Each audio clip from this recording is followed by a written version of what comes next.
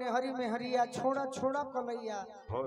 मैं चाहता हूँ आप जिस जगह पर आई हो ये श्रोता लयदार है, तो इन्हें कुछ सुनाओ कि आपकी तैयारी क्या है, ताकि और भी आगे बढ़ो।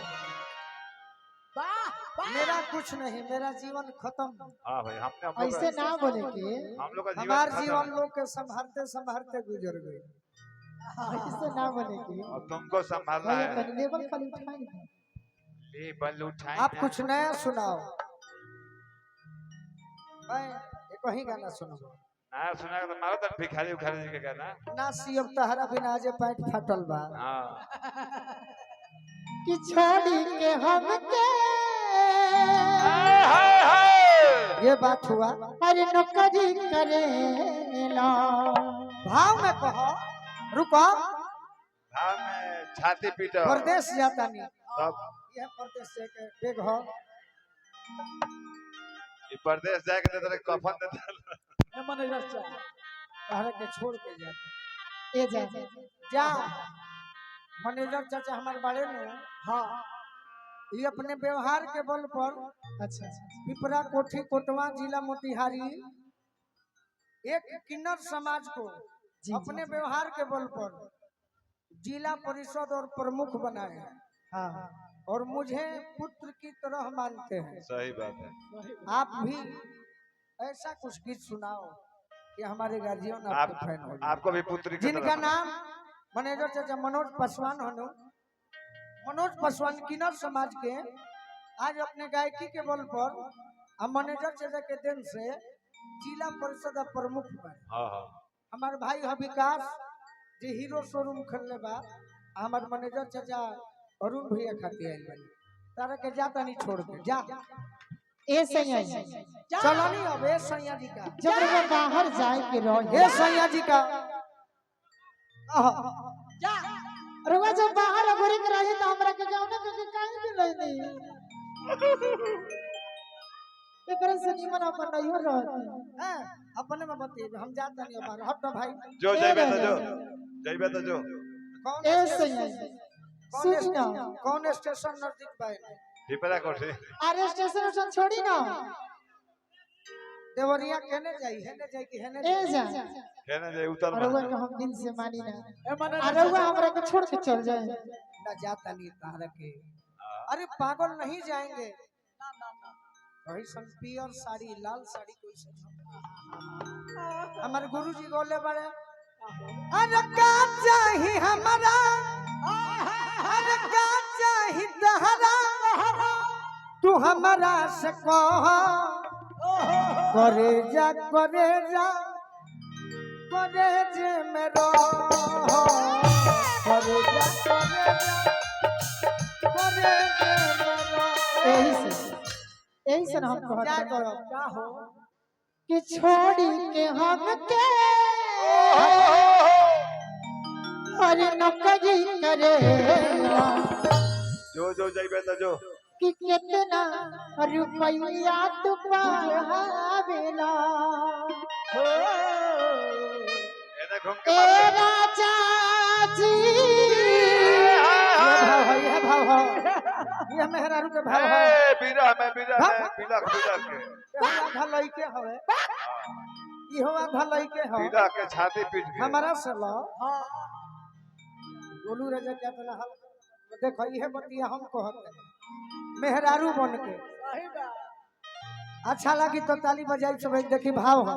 रुकी रुकी रुकी रुकी धान अरे बबीता बोधन। तू गोलू राजा बन जा हम बबीता बनत हन। देखो भाव। अरे कि छोड़ी के हमके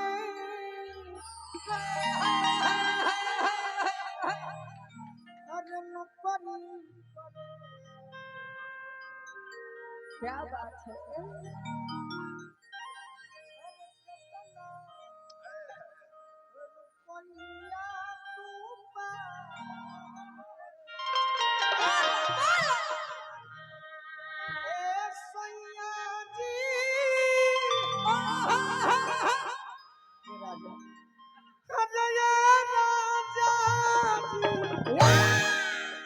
अरे याद बहुत तू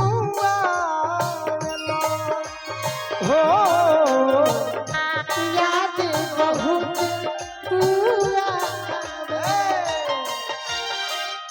अब हम गोलू राजा खुद हैं यह तरी देखाव ना तो मार्केट से कबार दे यह तरी कह बबीता बबीता मैं क्यों कह रहा हूँ मैं इसलिए कह रहा हूँ कि तुम सबका घमंड तोड़ने वाली हो तुम खुद घमंडी मत बनो सबका घमंड तोड़ दो ये बबीता इसके लिए ताली बजाइए एक बार बबीता पूका फाड़ के एकदम हृदय से जा तनी बाहर ए रे रे रे। देवरिया ही है जाइनो देवरिया ना ना हेले ताकि ना आगे आगे से बाएं घूम जीव तो देवरिए ए जान अब फकुली के ना फकुली हकुली जो है ना खेते खेते धर ले रास्ता कि छोड़ के हमके अरे नौकरी करेला कि कितना रुपया तू पावेला ए राजा जी ए सैया हो ए राजा जी का हो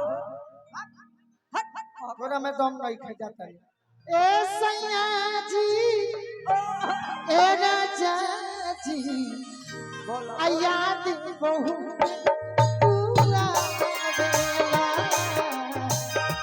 याद बहुत तू आवेला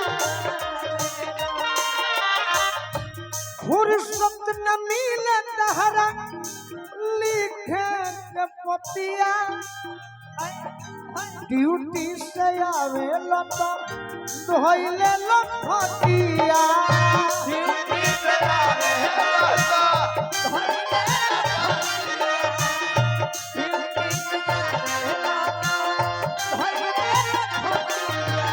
फुर्सत न मिले तहरा लिखे के पतिया ड्यूटी से आवे लता धोइले लफटिया अरुण भैया हमारा मैनेजर कहे ना ना ड्यूटी से आवे लता धोइले लफटिया फुर्सत न मिले सैया लिखे के पतिया तारा के जौन साड़ी देले रही डुमराव में ऊ काम भइल ऊ कही अपन हबू दे दी अपने हस्बैंड को ब्यूटी से जावते तू भोली होला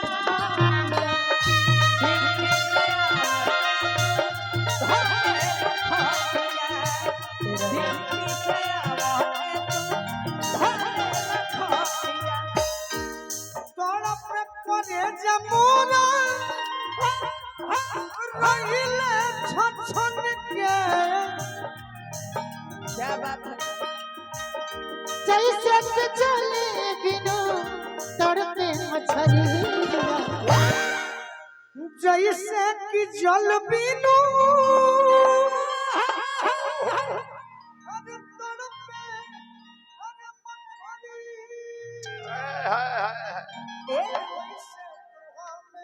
तड़पा ऐसे तू हमें तड़पा अरे वैसे तू हमें तड़पा हाँ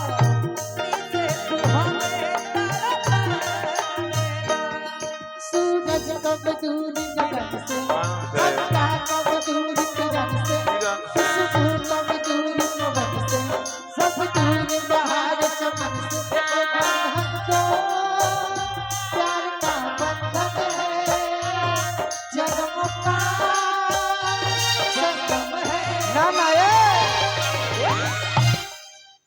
हमने भी टेक्निक दिल हमारा से तू लगा के पागल दीवाना बना के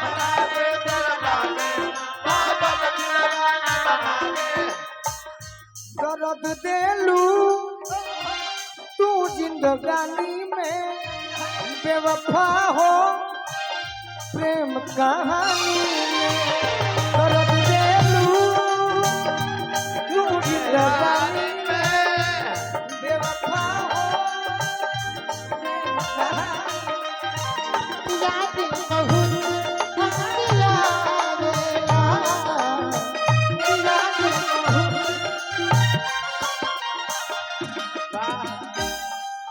कतना दिन तो पे के पड़ी रे तो अभी तो मैंने एक बार भी कई के गवनवा भवन से बदलीला हम भी रहिया पातनिया मोहिला हम भी